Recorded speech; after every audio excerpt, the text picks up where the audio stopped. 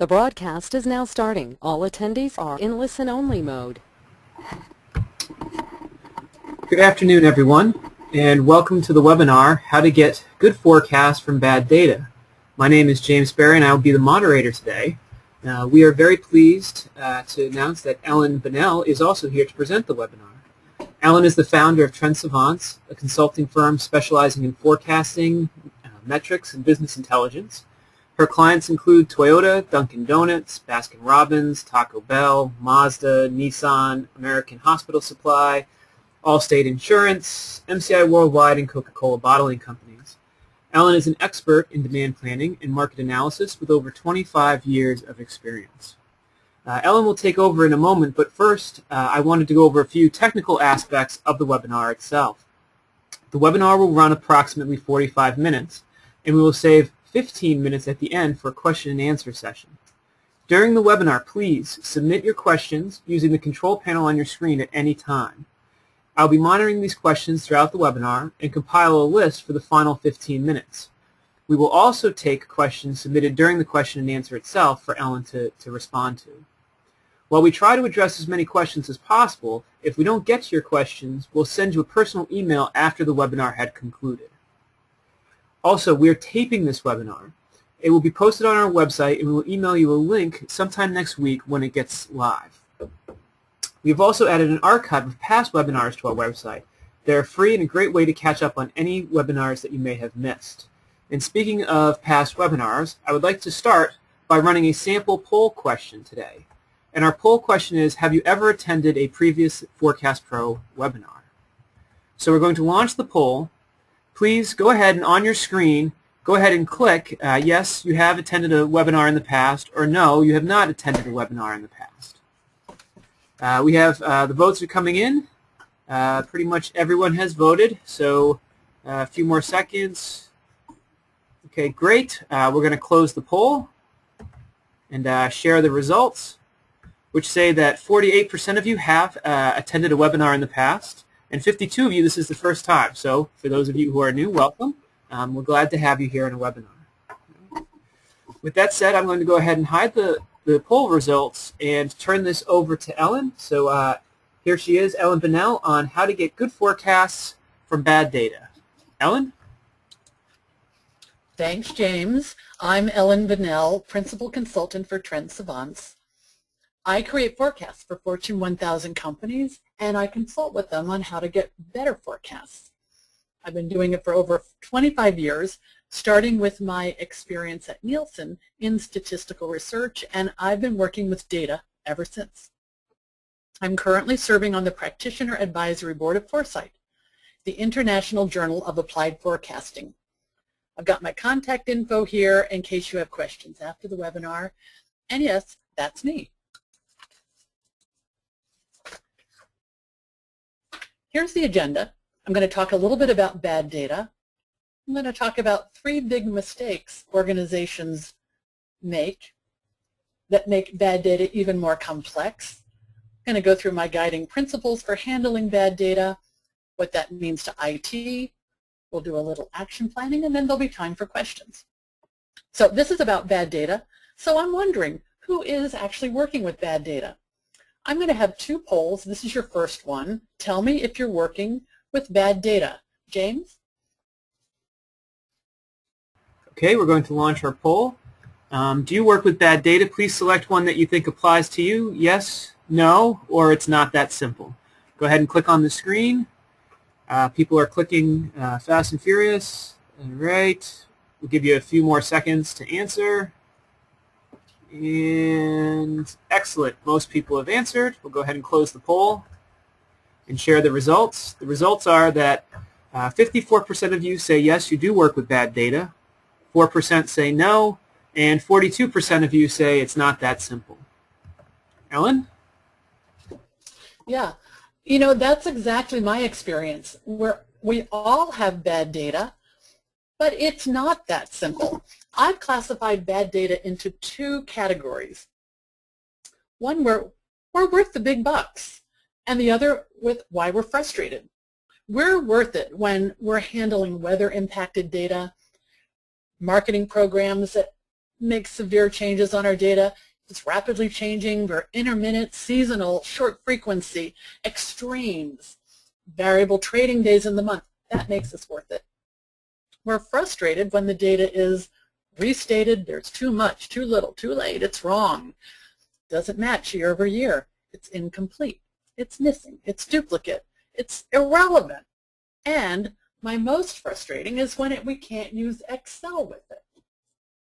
This is a chance for all of us to learn from each other. I'd like to know in my second poll what kind of bad data you work with. James? Okay, so we're going to launch our second poll. And what are the data challenges that you face? You can check more than one in this poll, so please go ahead and click on them and choose, is it marketing, new products, collection systems that don't provide you with what you need, or plans and knowledge that aren't communicated. So go ahead again, or other. Please click on as many that you think actually apply to you. Everyone is coming in and voting. Excellent. We'll do a few more seconds to allow people to finish up.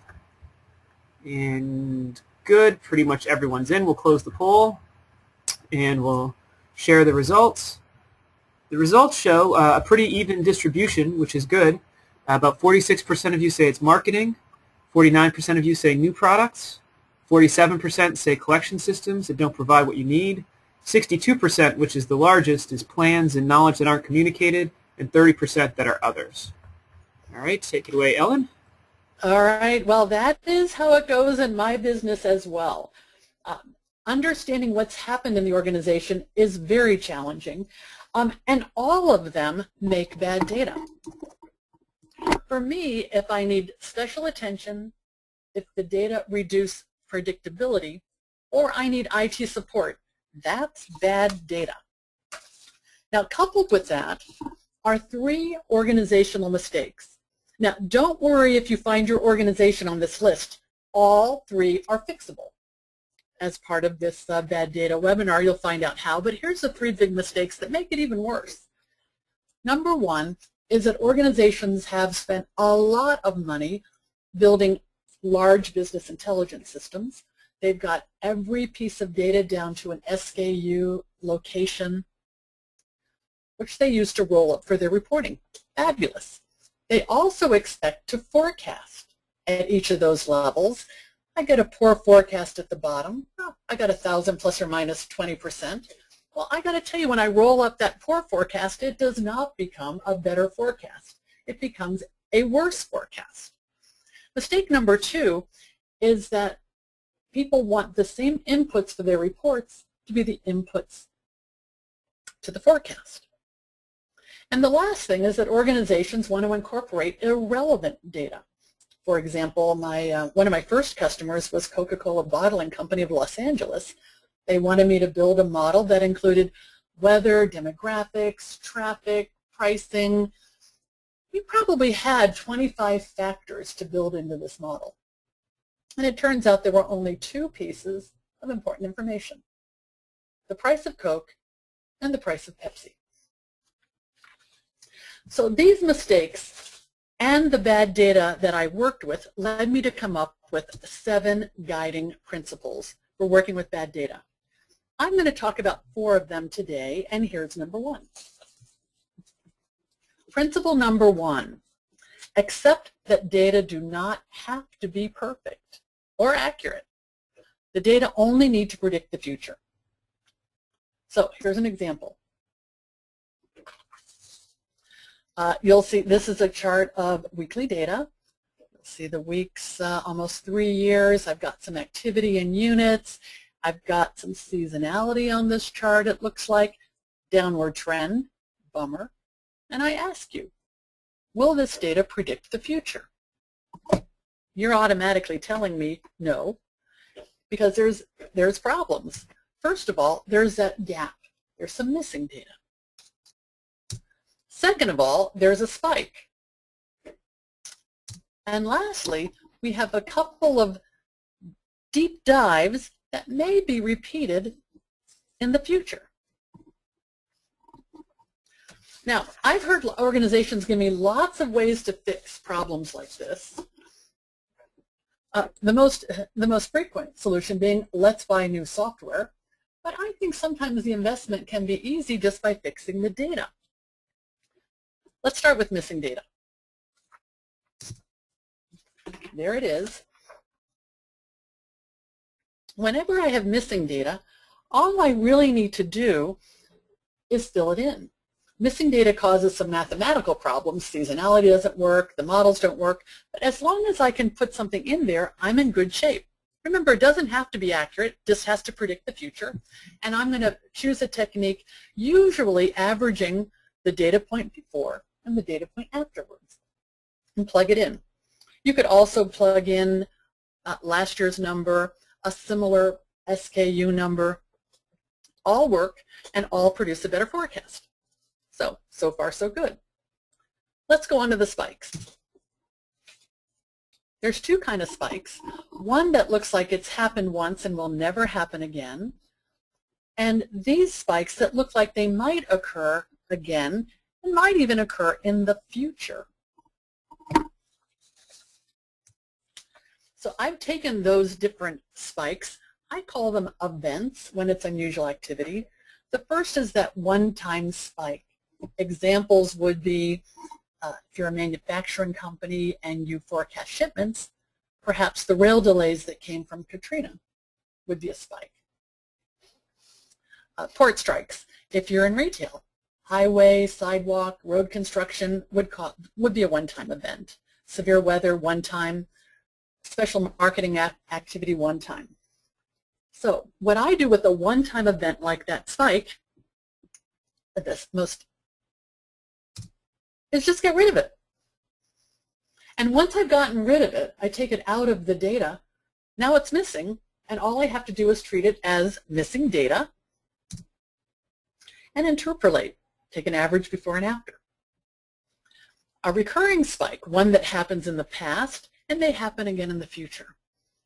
When it's a recurring event, it's something like Easter. Happens every year. I can predict when it's going to happen. Regional activity, Boston Marathon every year. Marketing activity, I do the same promotion over and over again. Every year I sell 2 quarts for $5, or I run a deal every 4th week. That's recurring.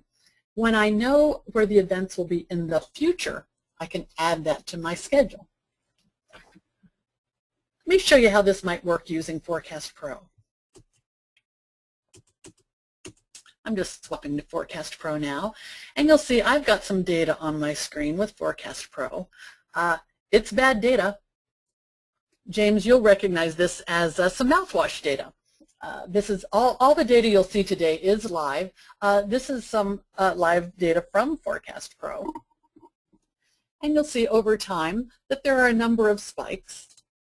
We see January of 2008, July, October, January, July, October, January, June, September. So not exactly in the same sequence, can't treat it as seasonality. You'll see the forecast in red. The blue is the interval around it. And the software has tried to decide where to put that marketing program again. This turns out this was special pricing for a marketing program. You'll see they've tried to plug it in.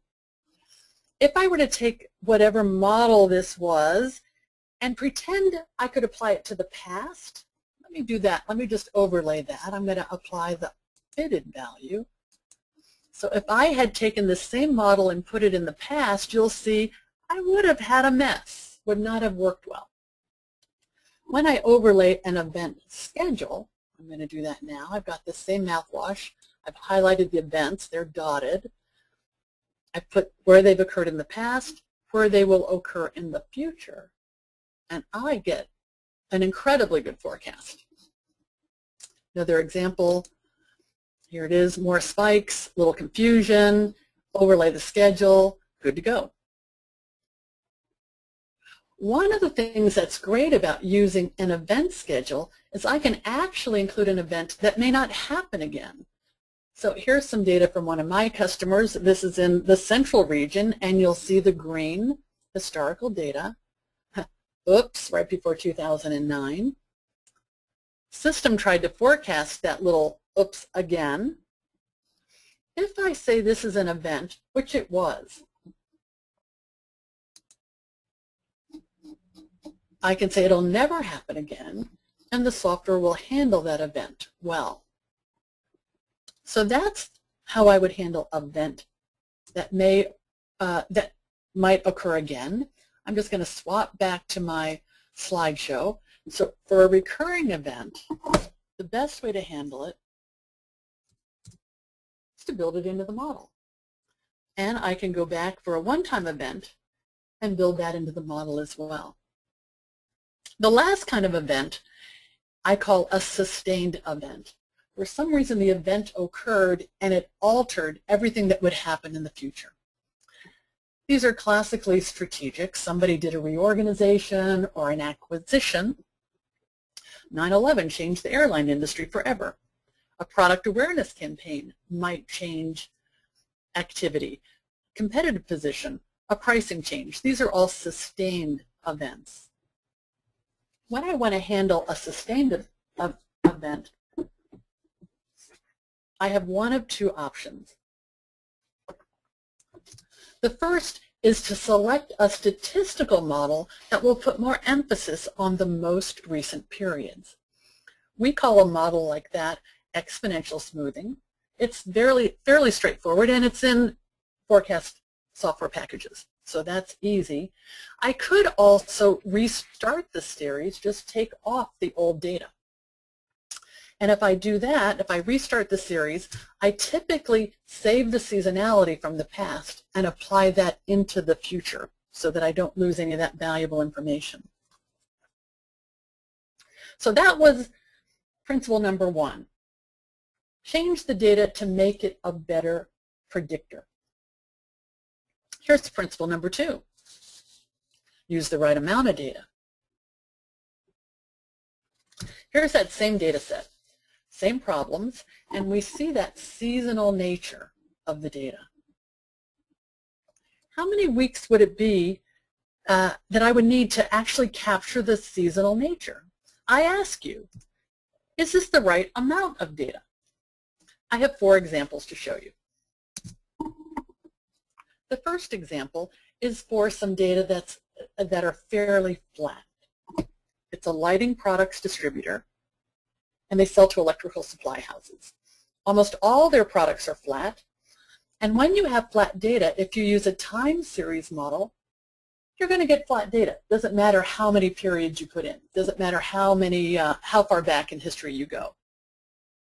For this particular customer, I sorted out the customer types, and what I did is added good data. I used some data to predict this as opposed to time. For example, each product got 1 of 3 indicators. The reason that I did this is I need to be able to predict when I'm going to get an upward trend or a downward trend. I need something else besides time to predict that for me. So here are the 3 types of external data that I selected for this company, either construction starts, the competitive pricing position, or the competitive stocking levels. Here's another example of how much is the right amount of data. Here's some seasonal data. This is a restaurant company. It's weekly data. The red data is sandwiches. The yellow data is soup with its best selling in the winter season, and the blue data is summer with its salad with its best season in the summers. The general rule of thumb is to capture that seasonality, you need 3 years. Rapidly changing data. Here's the Red Sox. This is annual data. Right in here was that players' strike, if you remember. And the data are rapidly changing. In this case, the most straightforward model is one that adapts to recent periods more readily than past periods, and that is called exponential smoothing. That way you can put in all of your data and capture any seasonality or other factors. The last example I gave you was a product line change. Could also be new products. You'll see the blue line is a product that had been prevalent in the past. It was obsoleted, and this pink product just took off. There's lots of ways to gen new product data, to launch a new product. I even think there's a webinar that you can go to and look it up, all about new products. But what happens after the launch, the days, weeks, months after the launch, that might be very different than the rest of the data? I have a couple of techniques I use for this. Again, I'll pick a model that adapts very quickly to the most recent periods, like an exponential smoothing model. I might restart the data series and get rid of the launch information, and again, capturing seasonality. All right, let's keep going. The next principle I'm going to talk about is my fourth principle. Recognize that the definitions used for corporate reporting might not forecast well. Here's an example.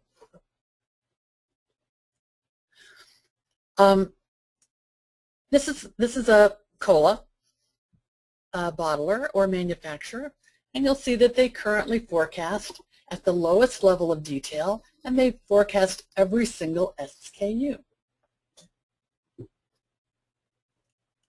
This is how they roll up their groupings for organizational reporting. There's someone responsible for colas, someone responsible for flavored cola, somebody responsible for specialty cola.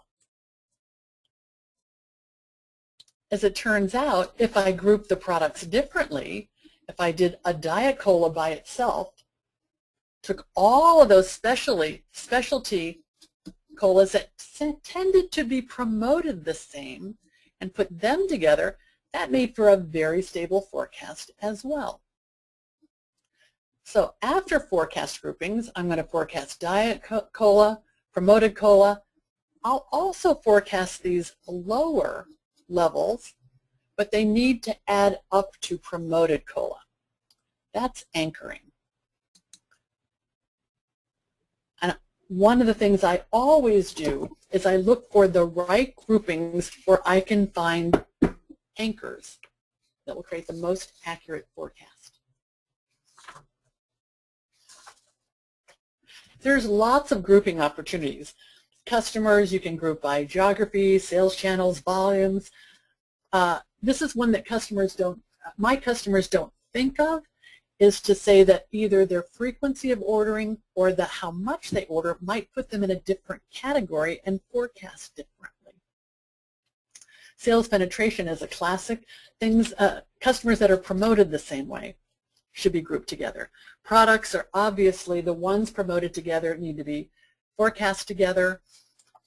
For those of you that are in supply chain, I group vendors typically by lead time constraints or lead time seasonalities.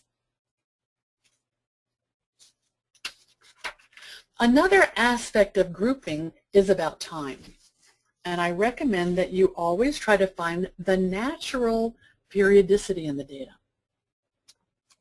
I know from a prior webinar, about 70% of the attendees said that they used monthly data. About 21% said weekly. I'm always curious for the people that forecast monthly, if you have data that look like this. This is days of the week, and you'll see a very definite pattern every week, and each Monday, Tuesday, Wednesday, Thursday, Friday within the week. This is clearly a candidate for a weekly forecast. It doesn't lend itself well to monthly. If monthly data is critical, or the critical grouping, it would be critical, for example, the CFO requires it.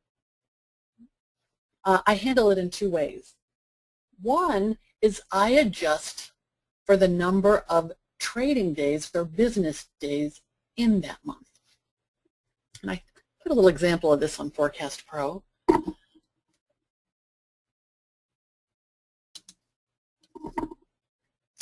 Here is some data from the central United States. It's a revenue forecast, and it's on a monthly basis. but I can also weight it by the number of days in a month, and I can weight it by the number of business days in a month.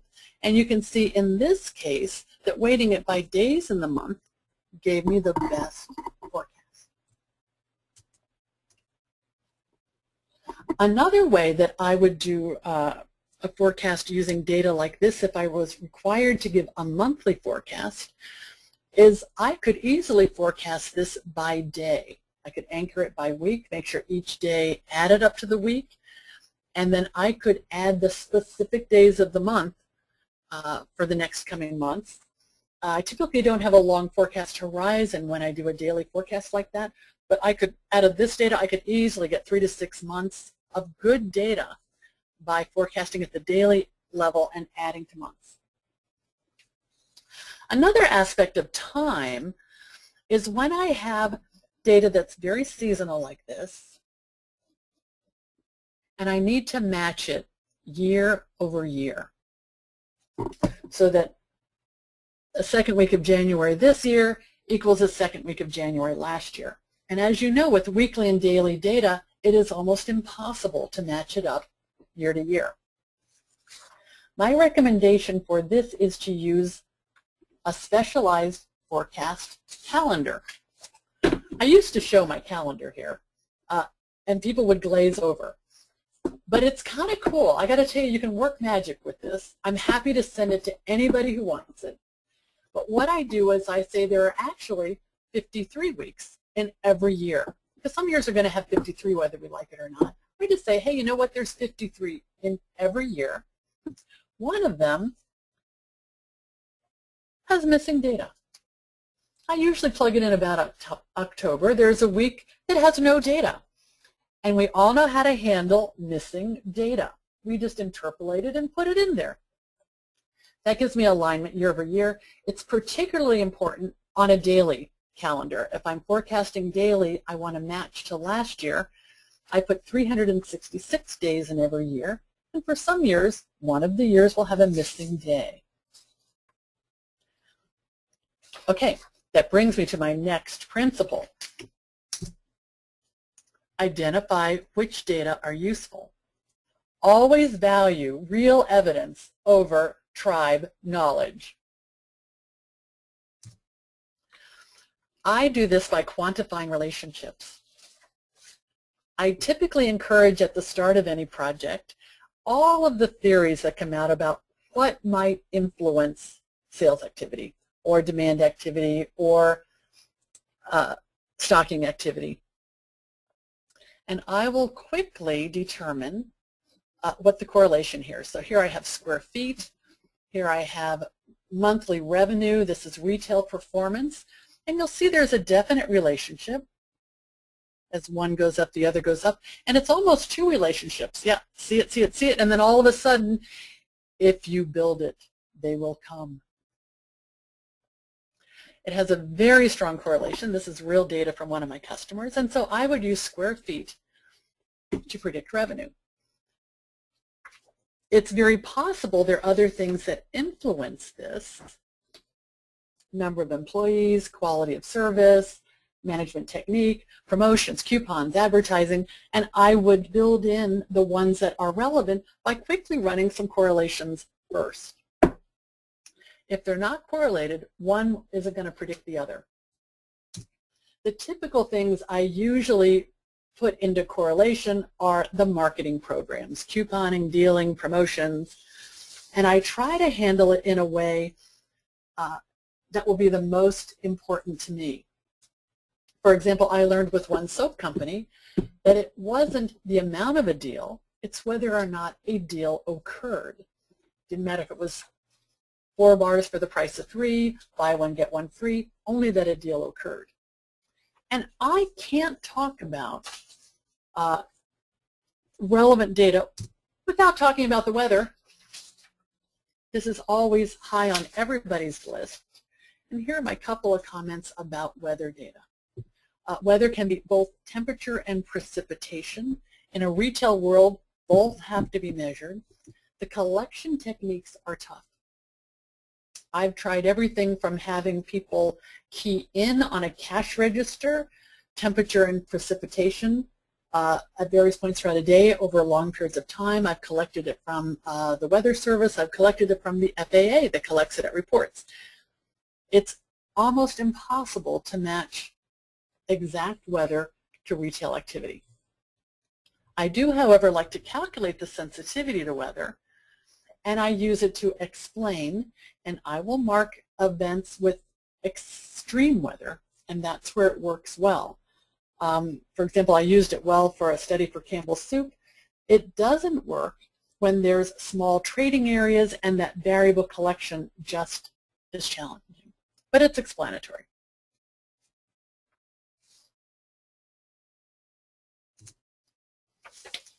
Principle number 7. Create measurements that will help you get better forecasts, especially when you have bad data. We all know when you measure something, it helps you focus attention and it promotes improvement. If you're a baseball coach, you're going to measure the number of runs batted in, and pretty soon you'll see an improvement in the number of runs batted in. If you measure how many minutes it takes to run a mile, you'll begin to see shorter times. Lots of companies measure the accuracy of a forecast, and you'll hear phrases like, our forecast is 80% accurate. But I don't believe that measurement helps you. If you use this measurement strategy in baseball, that's like only measuring how many home runs you got and nothing else. It doesn't tell you if you won or lost, and it doesn't help you know how to get better, how to get more runs batted in, or fewer runners left on base, or more hits. I believe we need to measure the things that will help us get better. So, what are they? This is not exhaustive, but here are some of the things we should be measuring. As a decision maker, how much risk will you be taking when you use my forecast? What dollar impact will it have? Will this forecast have? Are my forecasts getting better or worse? Do I have a forecast target, and am I getting close to it? Do I have an accuracy target? Am I using the right models? And am I incorporating insights from the organization? And I could see by your poll that one of the biggest problems is this insight that the organization has is not communicated well.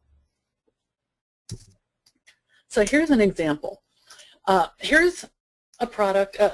This is a company. I've called this product Anchor ABC. I called it Anchor because it's one where I am using it to establish the baseline for a lot of products. Other products have to roll up and be adjusted to match this forecast. The blue line represents the units that were sold. The red line indicates the statistical forecast. The green line indicates the organizational forecast. At first glance, you're thinking, yeah, the statistical model did pretty well. But there were places where the statistical model did not do well. So let's look at some of those. Here's one where there was a deep dive in units. The organization knew it and they overrode the forecast. In this particular scenario, I would suggest that the organization did not communicate that well. This is an opportunity to take that into your S&OP process, your sales and order planning process. In this case, what I do when an organization wants to significantly adjust a forecast, I ask them to explain how they came about it, and I plug it back into the forecast as an event. So typically, we would not allow an override that large without rerunning the forecast based on that knowledge.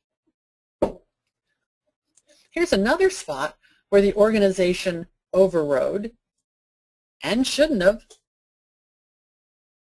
Here's another case where the organization gave some justification we built it back into the model, their insight, and the organization was wrong. A different scenario happened in the actual. This is another case for your sales and order planning process. In this case, whatever the research was that caused the organization to believe that needed to get reworked. A test market, a research program. I develop a statistic for most of my clients that indicate whether or not to override the forecast. If I've got a forecast, it's been doing well, traditionally the overrides have been wrong, the volatility is handled beautifully by the model, we give it an indicator that says, don't touch it. Some products are hard to forecast, or some geographic locations are hard to forecast. So if it's typically been volatile, a poor statistical forecast, we give it an indicator that says, pay attention. And we require the organization to either confirm it or override it. And that is my favorite measurement technique, actually. I might also, in this case, measure the progress. Am I getting better or worse in my forecast? Let's show you that data again. Here it is. It looks like that blue line, which is the actual, and the red line, my forecast, looks like it's getting really good. If I establish a threshold, what should the accuracy be for this product? Let me go to the next slide. Typically, I see the forecasts have been in the 98.5% accuracy range. But you'll see as I look at that over time, I'm actually getting worse and worse. This is really good information. So I would set a threshold for this particular product. Maybe my threshold is 98%. That's my target. I want to be that good in this product, and I can be. I set that for all of my anchors. Maybe anchor DEF has an accuracy target of 70%.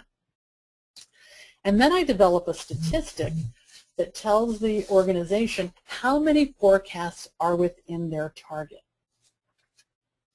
Lets me know if I'm getting better or worse.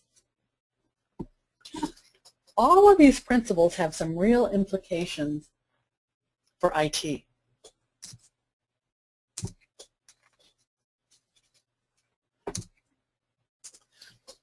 Because you can clearly see, I've recommended a couple places keeping track of things, thresholds, changes to data, events, and it does require forecast data to be maintained.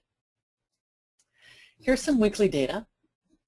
I've got some actual sales. It's for a brand new product, and I have enhanced the sales, which I've stored as well, and I've kept the reason why I've got enhancements. So it's a new product. I started off by putting in some data from a like product. Then I used the actual. I had some missing data, which I interpolated. Then I used my actual. For some reason, there was an active nature in here, some severe weather that was good for me. Then I had a blip that was unknown. Not sure why I got 5,000 in my actuals. I kept the reasons. I mark events when I know what they are. And when I measure, I want to make sure that my measurement takes into account the things that will let me know if I'm doing well or if I can get better. So of course I want to measure against actual. From time to time I want to measure against enhanced, because measuring against actual wouldn't help me know. And that causes me to have a second set of data. I also then, every time I update the data, I test for a new pattern. I wasn't sure what that 5,000 was in actual sales, but over time and continued testing, I finally understand that at the end of every quarter, we have the warehouse push to get all of the shipments out.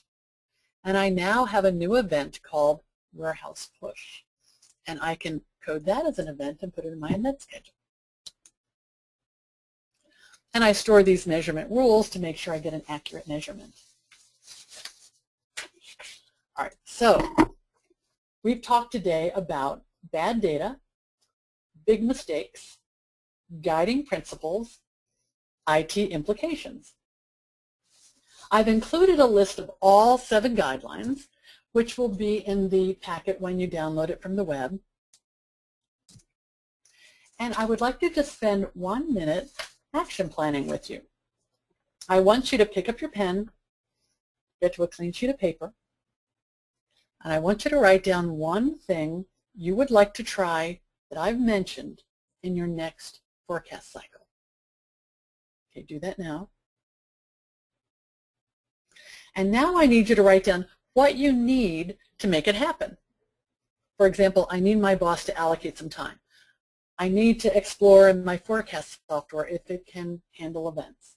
I need Ellen to explain to IT why it's okay to change data. Or I need to understand that forecast calendar better. So write that down as well. Writing it down is half the battle. So I want you all to plan to put those things in your next cycle. And I want to tell you that here's my contact info again. If you need it, it'll be in the packet you download. And I'm just going to get ready for questions and answers. I think James wants to say a couple of words before we do the final questions. So, James? Thank you, Ellen. Thank you, everyone, for following Ellen's presentation today. As she mentioned, we will have, within a week, we will post both the slides as well as the recorded version of this webinar so you can download it. In terms of the next webinar, we run these webinars once a quarter, and the next webinar is already available on our website. It will be on forecasting weekly and daily data, practical strategies for better results. The webinar will be run on April 19th. It will be run at the same time as this webinar, which is 1:30 in the U.S. Eastern Daylight Time. It's going to be presented by Eric Stellwagen, Vice President of Business Forecast Systems.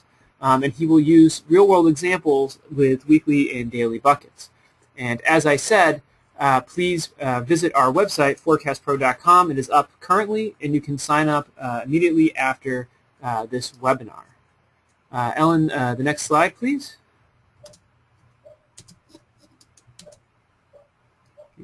We did want to point out that Ellen used some of our software, Forecast Pro, in the webinar that she did today.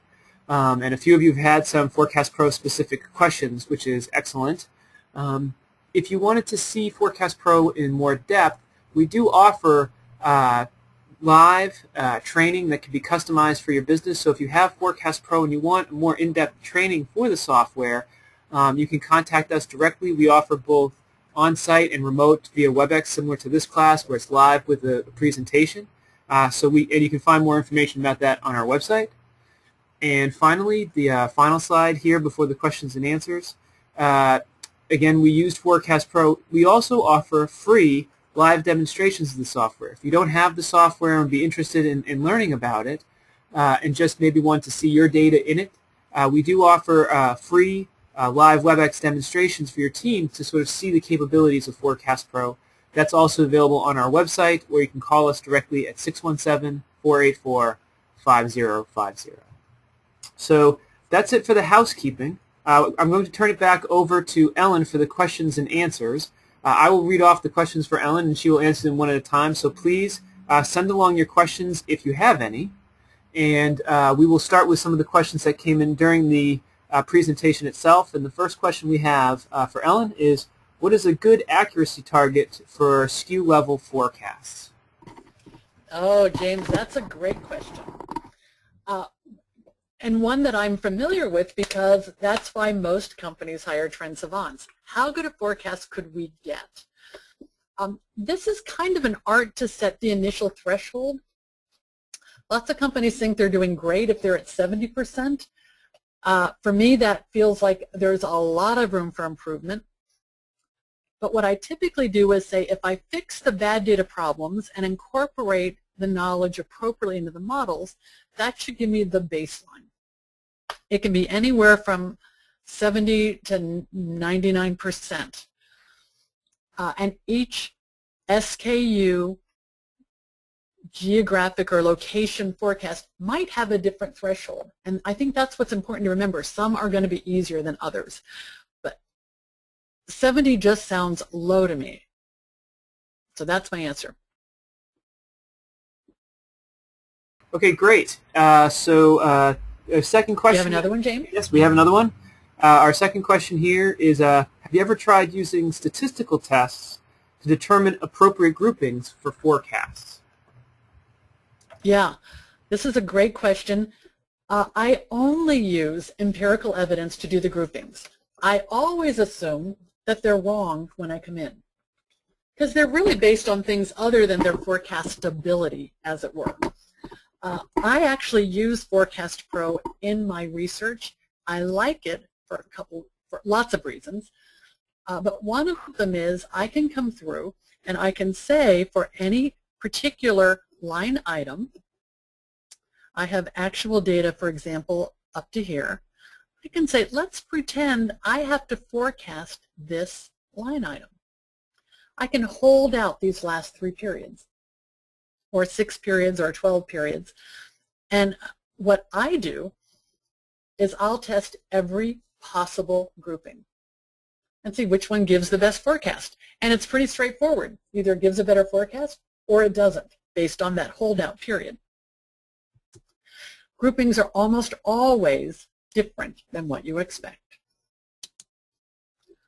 Okay, James, another one? Yes, our next question is there a benefit to forecasting weekly versus monthly data?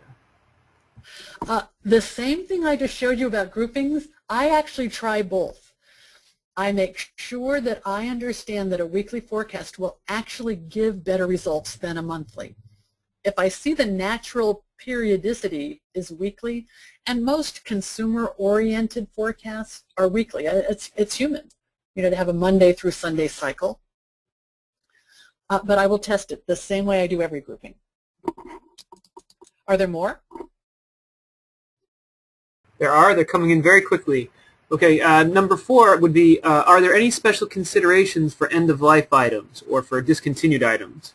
I think you had mentioned some new products introducing of products, but what about considerations at the end of the life of an item? Typically when a product is dying, it's eventually going to go to 0. So that one's fairly straightforward. The problem, of course, is if it becomes intermittent, like maybe I sell one every couple of months now, or maybe it's a limited time offering. That's a bigger problem for me when it's got robust sales all the time, but it's only offered for a short amount of time. I have no history. The thing that I worry about most when an item is being discontinued is, will that demand carry over into another item? And when that's true, I will incorporate that into my forecast. So for example, let me just show you a little bit. On this left-hand panel, I have a little hierarchy established here for my products. And you'll see I've grouped them together. I usually have anchors. I've anchored some things. Some are top-down. Anytime you see a top-down, that's an anchor typically. And I can actually combine the demand of 2 products and forecast them together, which is what I did in some of these cases. And that way, and have it all apply to the second product. And I think that's my most favorite way. Okay, James, how about another question? All right.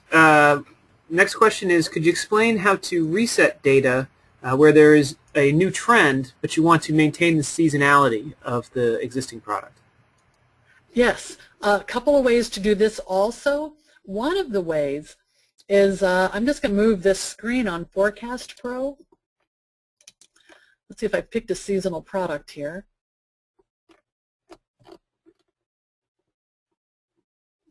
I need to pick the Forecast Pro itself. I'm just looking to see if I can pick a seasonal product where I can show you some seasonality factors. The factors are all created in Forecast Pro, and I can ask for them to be saved. When I do that, I'll actually apply it to data and input seasonalized data. But they'll be shown here. And let me just see here if I can pull out some seasonal factors. Yeah, here's one. Here's one with some seasonal factors. You'll see the seasonal indices indicated here. This is a multiplicative seasonality, meaning there's a multiplier Either some months are higher, some months are lower, based on a multiplier. So I save these and use them on new data. Okay, James? All right. Our next one would be, what would you do if there's a high variation coefficient but no easy explanation for the cause? How would you try to suss that out, I think is what they were asking. A high variation coefficient, meaning I'm assuming this means between forecast and actual. And it's a very high difference, and I cannot explain it. I keep it in the data, and I don't explain it, and I get a volatile forecast. I just have a poor forecast, and that's it. Wish it could have been a better answer. Okay, another one, James. Our next question would be, what measurements would you use for measuring a forecast accuracy? Oh, my favorite measurements are when now there's two kinds of measurements. One is when you're reporting to the organization, and one is when you're using it to determine if you have done everything you can do. So let me start with to make sure we've done everything we can do. I'll use that holdout period, and I'll look at a couple of factors. And one is the average accuracy for the holdout period. So accuracy meaning forecast minus actual, usually expressed as some percentage, 80%, 90%, 95%. Hopefully I'm using numbers like 97%. And I'll take an average of that, and I'll look at those. I also like to measure, and corporations love this. Organizations love when I measure against, would it be better if we just use last period? And so I will incorporate a statistic that says whether or not just using last period would have been better. I also look at how well that forecast might have, that model might have been used in the past over the fitted forecast. That's the one most of us call the MAPE. That's the average error over the life of that forecast. So those are some internal numbers I use as I'm measuring. My favorite measurements, however, for the organization tend to be things like the number of forecasts that need overriding, the number of forecasts that hit threshold, and whether or not we're getting better or worse. Got another one, James?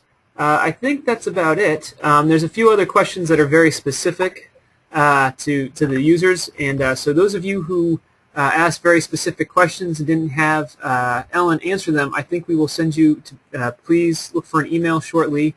After the webinar, we will answer those directly for those of you who asked specific questions for your types of data. And otherwise, I think that is about it. So I think that would be the end of the Q&A session. I would like to thank Ellen. Thank you for such a great presentation and helping us with this. If you'd like to say a few last minute words, Ellen, please feel free. Thank you so much. I genuinely appreciate the opportunity to give my ideas on bad data, and I look forward to hearing from the audience. All right, great. And again, for those of you, we will be posting the slides and a video of this webinar on our website shortly. It will most likely happen sometime within a week. You will be emailed directly when those actually get posted and a link with where you can get them. Okay? And again, those of you who asked questions and we didn't get to them, please look for in your inbox shortly and we will send you a customized email with that. With that, I would like to wrap up this webinar. Again, thank you, Ellen, and thank you all for attending.